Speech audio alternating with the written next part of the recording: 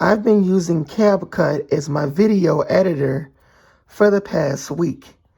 And in this video, I'm going to talk about what I think of CapCut. Hi everyone, Mr. Hawkins with Hawkins Tech, and CapCut has been my video editor that I've been using for the past week. In a majority of my screen recordings, even the video I posted yesterday on my channel, I've been using CapCut as my main video editor. I have a test right here. This is just a test video so that I can export it in CapCut. I'm going to do a speakerphone. And then if I go into edit the video, if you want to delete the CapCut ending screen, just press the delete button right there. And then with the plus button here, we can add a new piece.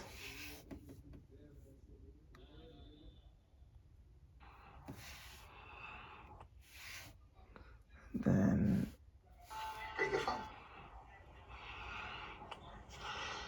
here I'm recording from the iPhone.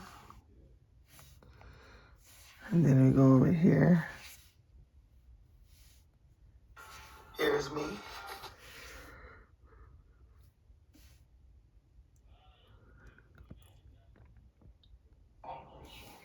And I never showed you guys inside my office how long it takes to export a video. It's pretty quick. So when you're happy with your finished product, all you gotta do is press the blue export button. And you can watch this in real time. It's always usually pretty quick. And then you have the full-length video in here.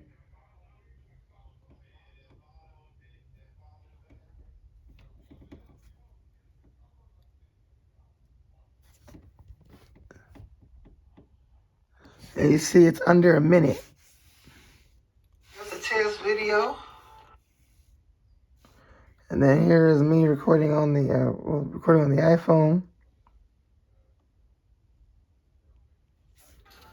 So overall, what do I think of CapCut? Well, overall, sometimes it does like to put some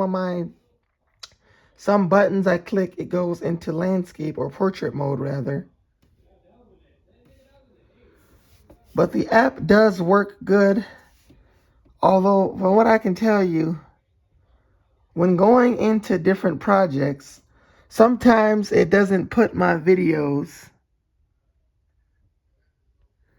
in order. Here I'm recording. This is just a test video. This is just a test video. I basically have two of the same videos. Let me get rid of that. And then you could swipe, and I guess I didn't know you could do this. You could swipe it off.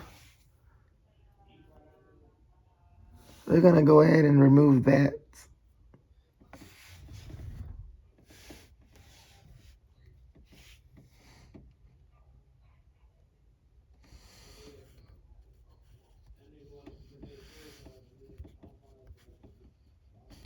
I'm gonna also show you guys how to remove a project at the end also.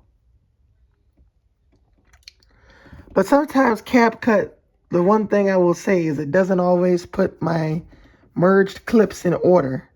It sometimes has my intro over here. My outro is in the middle. And then another video I did, or the middle clip is to the left. It doesn't put my clips in order. So I guess when you're editing a video, it's really a matter of you're going to have to play the clip to see whether that's the order you want it in. And if it's not, play a different clip. That's kind of how you got to do it. But It's a good app. It's easy to work with. Although I merged this video. Here I'm recording from the iPhone. So that I can merge this together, and then I remove the CapCut ending screen.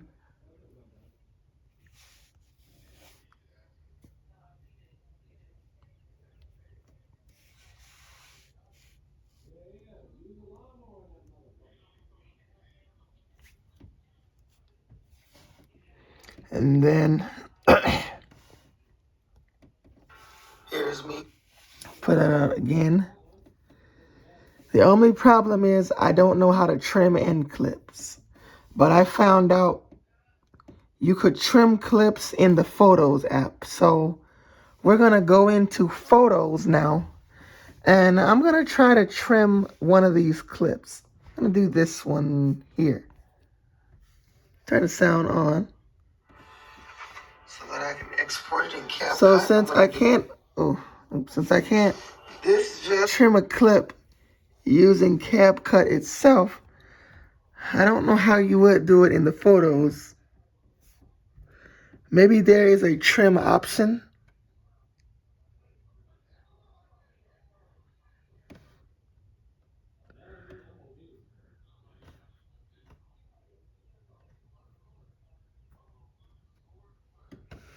I would have to make a separate video on how to trim videos in the Photos app, because I don't know how in this picture. If you do see the trim option, you can comment down below. Maybe it's this button. Because CapCut doesn't let you trim, unfortunately. So when someone walks into the room and I don't want to get them in the video, I won't be able to trim that piece out of the clip. Because unfortunately, CapCut doesn't let you trim. Now, as far as my impressions of the app, what I think of it, it's a good video editor for mobile use. iMovie, I would not be able.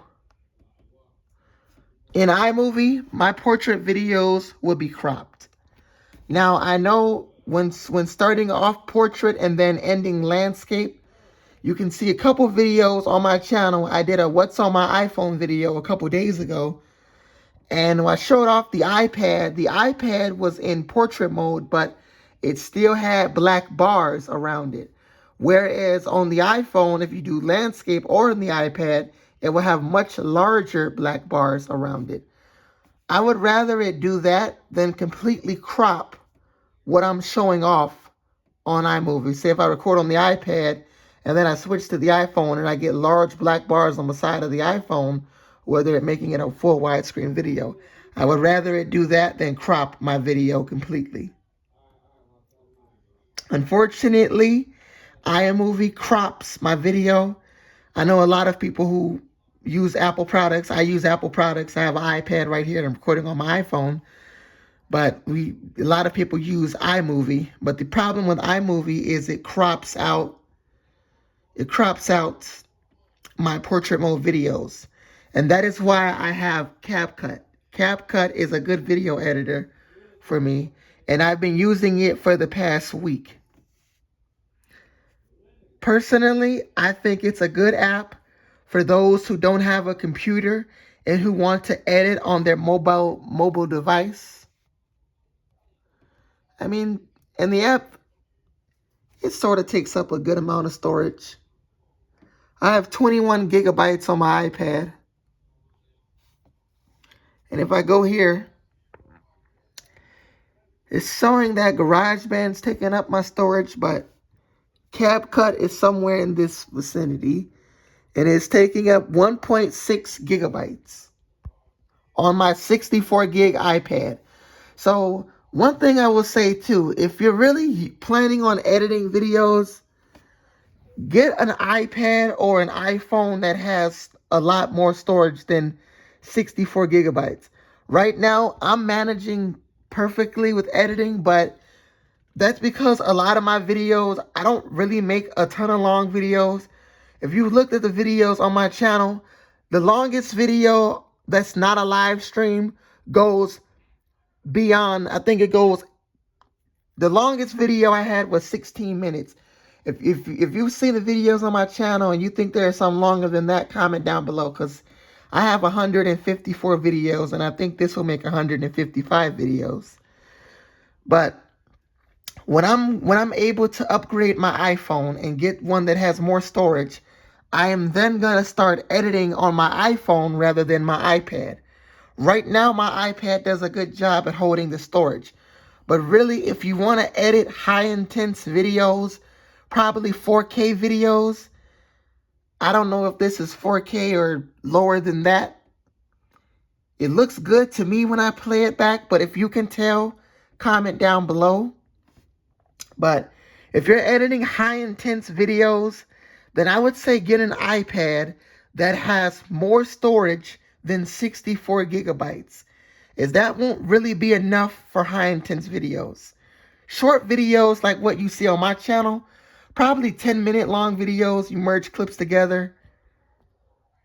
Some of the videos I've edited were a couple minutes long. I go into it here.